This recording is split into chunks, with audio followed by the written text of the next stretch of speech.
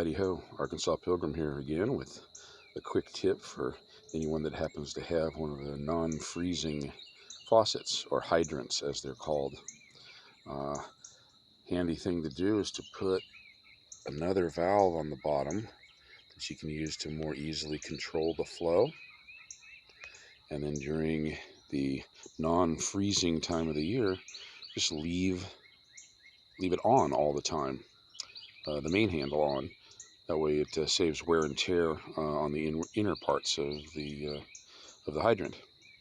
And this right here, it happens to be one of those faucets that's on the bottom of a hot water heater. They're cheap, which actually seems to be a recurring theme of mine. But any kind of valve will do. But a gate valve is preferable because it allows you to control the flow a lot easier than just trying to turn this on and off and control the flow. Anyway, hope that helps.